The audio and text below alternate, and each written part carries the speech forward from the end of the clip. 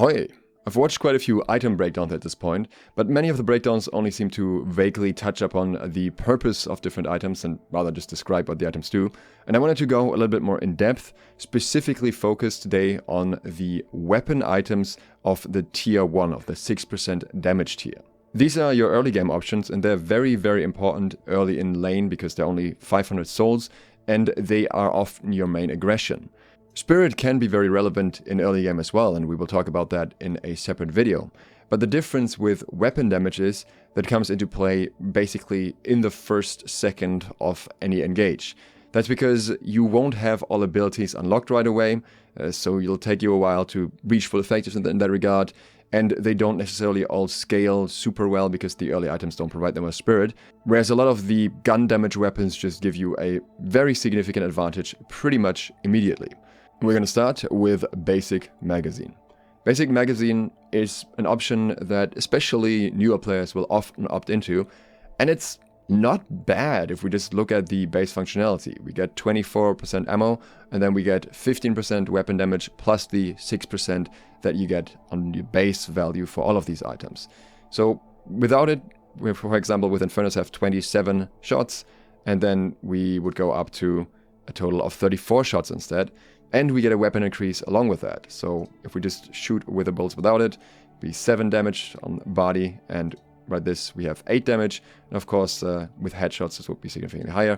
We have 13 without it, and we'd have 16 with it. So of course the more damage you deal, the more value you get out of gun damage, very straightforward. But what you may not be aware of is that gun damage is not just for guns. So if we're punching with a melee attack, that's normally 63, but your melee attack scales with this, so now it's 70. So even with Basic Magazine, you can technically buff your melee damage. Not that that's ideal for it, but it is something it's capable of doing. The reason why a lot of people don't favor Basic Magazine is because not many actually end up upgrading into Titanic Magazine, so it's something that you're usually not getting that much out of. An additional benefit of Basic Magazine is the last hit potential. Quite often you'll end up on just one bullet right as you're clearing a minion, and then maybe you missed the shot for the last hit and suddenly you're out of bullets and then your enemy can deny it. But with this magazine you get a lot more leeway in that regard, though it can technically teach you bad habits when it comes to how you spend your ammo or when you want to reload your weapon. So it is a bit of a double-edged sword, but generally I'd say there is some benefit in considering Basic Magazine, particularly for characters that get additional effects from hitting a lot, where if you miss some shots you might not get the effect. Like for example Inferno's Afterburn here, where you need to hit 10 bullets for the build-up to happen. So if I have a smaller mag, then obviously I need to hit more precisely to get the effect, whereas with a larger mag I just have more chances to fire before I need to reload. And the reload would be quite significant here. If you see how long it takes me to reload, that's quite a fair amount of time cut off the effect. Other heroes where this can have a benefit is, for example, Wraith. If we're using full auto here, and you can see if we pump this, our entire mag is going to be empowered, time-wise, but then until the reload's fully done, the effect has run out.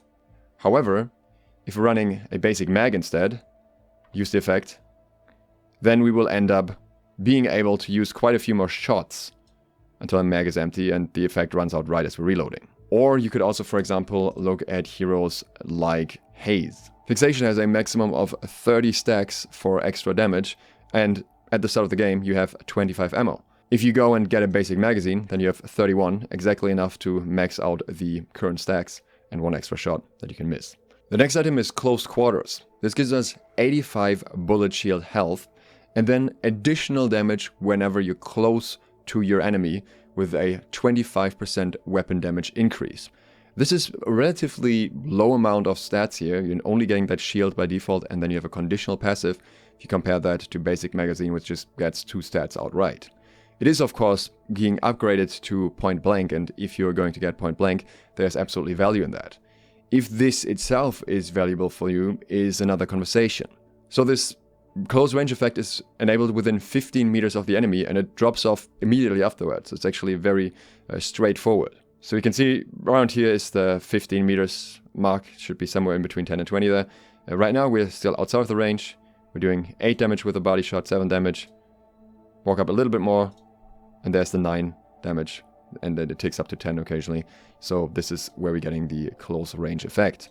So kind of relatively close, like the name implies, and I believe valuable for characters that just play that close, like Abrams for example, but not necessarily that valuable for characters that don't. I know a lot of people favor this, but unless, again, you're looking to go into point blank anyways at some point, compared to basic magazine, if we shoot an enemy here, we're doing 8 damage from here, we're still doing like 8 damage from here.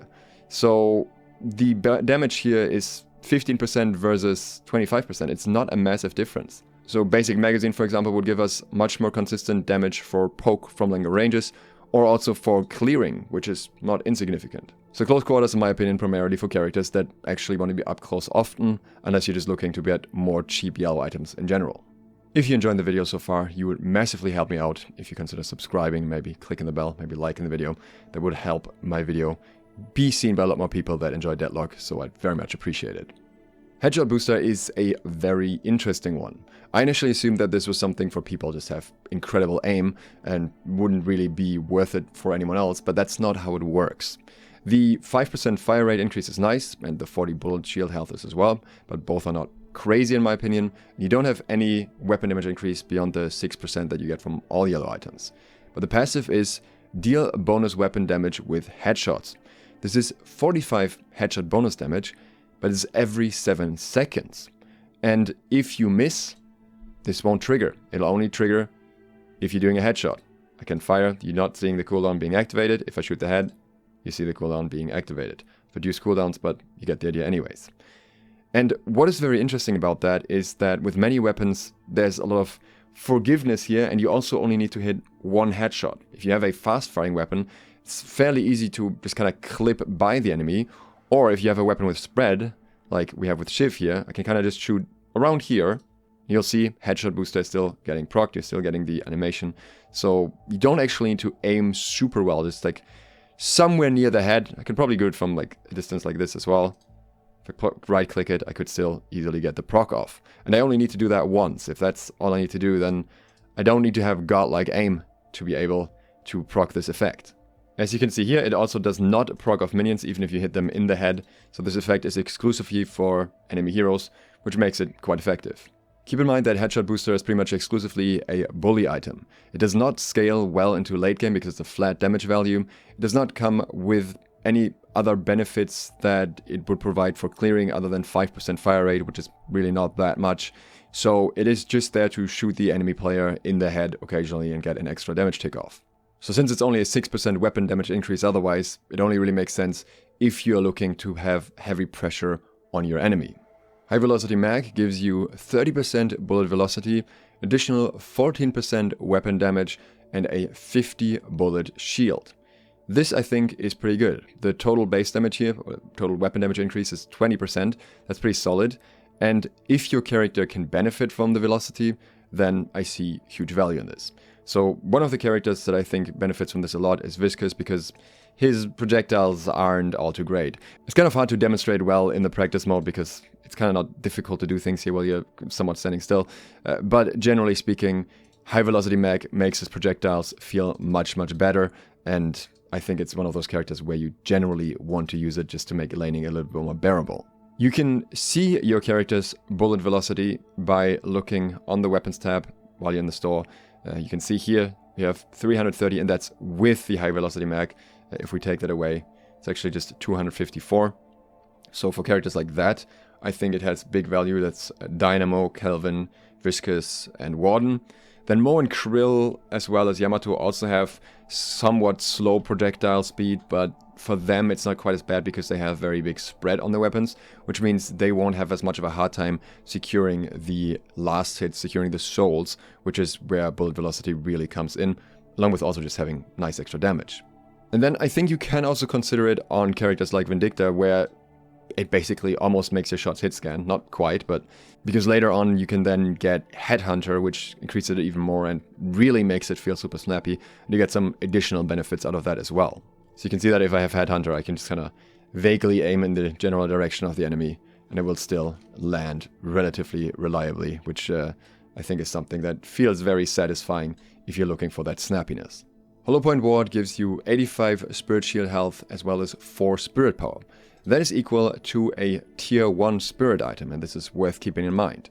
Along with that, when you're above 60% health, you deal additional weapon damage. We're talking about 20% here. I know quite a few people like to buy this just when they're ahead and they have pressure because it gives you extra damage while you are at high health, which, yeah, fair enough. But I think the conditional factor here is relatively limiting because 20% weapon damage, that is fairly conditional, versus 14% weapon damage here and the velocity, or 15% weapon damage here and the ammo. I would argue for the damage value alone, this is probably not that great, because all it takes is one engage where you lose a little bit too much health and all of a sudden you're not really getting much out of it. But I think it is very valuable if you are also after the Spirit Power. So I think this is very good for hybrid builds or for Spirit builds that want to have a little bit of gun damage at certain points, or builds that have relatively high sustain in them so you can often get back above 60% health. So I definitely see benefits for this. I think there are places for this.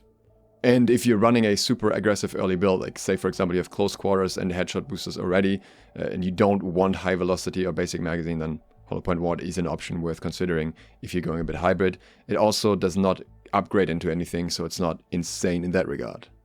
I already talked about monster rounds yesterday in my video about regeneration items, but I think it's worth talking about briefly here as well.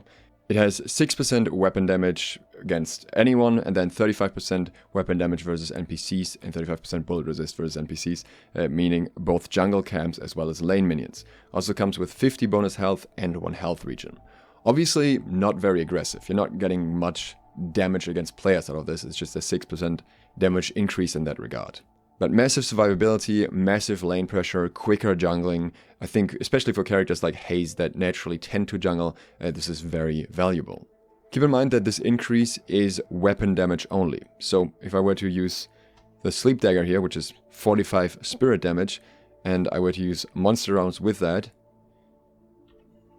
still 46, 45 spirit damage. So that one doesn't actually change. So, if your character is clearing jungle camps primarily with spirit damage and not so much with bullets, then you get a little less value here. But again, this also amplifies melee damage. So my regular punch here would be 31, hop on monster rounds, and it's 44. That's much more than the extra 6% increase from the weapon damage. If you are getting pressure at all, or you're looking to farm more, I really like this item. I think it's really underrated by a lot of players. Just the bullet resist from NPCs alone is very nice. It's just doesn't really hurt all that much, less than 10 damage. Rapid rounds is your item if you want to have more fire rate. 6% weapon damage, 12% fire rate, the only tier 1 that comes with direct fire rate, 1 meter per second sprint speed, and minus 50 health. Significant trade-off here. Just for comparison, this is a clip emptied without rapid fire. Takes quite a while with haste anyways. If we're doing that with rapid rounds instead, a bit quicker. Just as intended, really. You can see right now it is 11.2 bullets per second. If I take it off, it is 10 bullets per second. And obviously, you're building into more of the rapid fire items and the attack speed items, fire rate items. It's going to ramp up your DPS in general quite a lot. Again, for someone like Haze, this is great. You're getting your fixation stacks earlier. So generally, definitely a benefit in that. I think the trade-off makes it not necessarily the first item you want to go into. I would build some other items beforehand, maybe also some other damage items first before I go into rapid rounds. Keep in mind that the increase here is not move speed, it is only sprint speed, so it's nice to get to a place, but in an actual fight it won't matter, it will fall off because you don't have sprint speed while you're in engage. Last option is Restorative Shot, which comes with 7% bullet resist, as well as 8% weapon damage on top of the base 6%. Your next bullet will heal you based on what targets you hit, 35 healing from heroes and 10 from enemy NPCs. If you look at the cooldown here, if I shoot this against the wall, it will go on cooldown. So this, unlike the headshot booster, can miss. That said, you're probably not going to miss that many shots on stationary minions, and I would assume that you're probably able to get 2 procs from NPCs per wave, roughly, plus minus, but I think you should get 20 heal from that. And then if we assume on top of that, you get a hit on a hero every other wave, which I think is a relatively low estimation, but you also have to have the passive up. That would be an additional 35 heal. And that altogether would result in 1.5 region, roughly. And if you hit more shots, then you can easily go over 2-point-something region. So definitely a decent sustain option that also comes with a fair bit of extra damage, which I think makes it a nice combination. It's not the highest damage item, but it gives you a little bit more trade potential as well with the bullet resist. It gives you a little bit more damage for clearing, and you have that chance to get some extra sustain, and you can bully a bit in between. For many more aggressive characters, I think this is a pretty solid first choice. If you want sustain at all, of course you can also say I want to go more aggressive and go right into headshot booster. Other players may opt into monster rounds and kind of pressure that way, but I think restorative shot is absolutely an option that you should keep in mind depending on who you're playing. So as you can tell, all of the tier 1 items have their purpose. Some are a bit more limited in application than others, I would say. Some are a bit more risky than others, and some have bigger trade-offs. I think especially conditional ones are something that you want to consider if that's right for you, such as close quarters or hollow point, because if you don't meet the condition, then again, you're not really benefiting as much from them compared to other ones. But overall, all of them have use cases or have characters that can utilize them well. I'll be breaking down the early spirit items in a similar way in the next days, so if you're interested in that, consider subscribing and clicking the bell. Thanks to my patrons for supporting this video, and thank you for watching. SLOTH, out.